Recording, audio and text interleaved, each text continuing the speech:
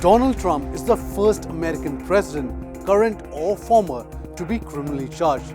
So, all eyes on the American Supreme Court. So the question is, what are the biggest charges against Trump and how will they affect his bid for the White House? News9 Plus Decodes. Prosecutors say Trump tried to influence the 2016 presidential elections.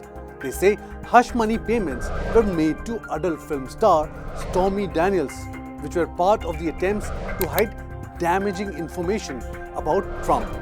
He has also been accused of falsifying business records. A catch-and-kill scheme dominated the trial. Prosecutors say that this scheme controlled the public narrative about him ahead of the 2016 polls. This scheme had 3 steps. The first, flattering stories about Trump would be published. Then, publish hit stories on his opponents as well. And finally, kill negative stories on Trump. Another important part of the trial would be a hearing on allegations that Trump violated a judge's gag order barring discussion of witnesses. Prosecutors want Trump to be fined $1,000 for each time he violated the gag order and also be reminded that he could go to jail if he keeps at it. So, can the trial stop Trump from contesting the presidential polls? Well, no.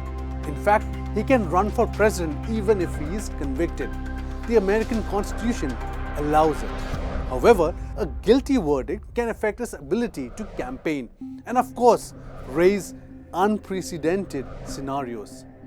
Well, can his candidacy be barred under the 14th Amendment? The disqualification clause is something that the US Supreme Court is debating out here. So, how many other cases does Trump face? Well, in all, Trump faces 91 counts, and any of these could potentially produce a prison sentence. He has already lost a civil suit in New York that stands to threaten his business empire, as well as a couple of defamation judgments. Well, have people with criminal convictions run for president before? Well, in 1920, Eugene V. Debs, a Socialist Party candidate, campaigned for presidency from a federal prison. He was jailed for sedition. He got nearly 1 million votes. In 1992, Lyndon LaRoche Jr. also ran for president from a federal prison. He was imprisoned for a conspiracy and mail fraud. Trump is pinning his hopes on the 1982 Supreme Court decision, which was the Nixon versus Fitzgerald. The court had said presidents are immune both while in office and after from civil damages for official acts, including those on the outer perimeter of a president's official responsibilities.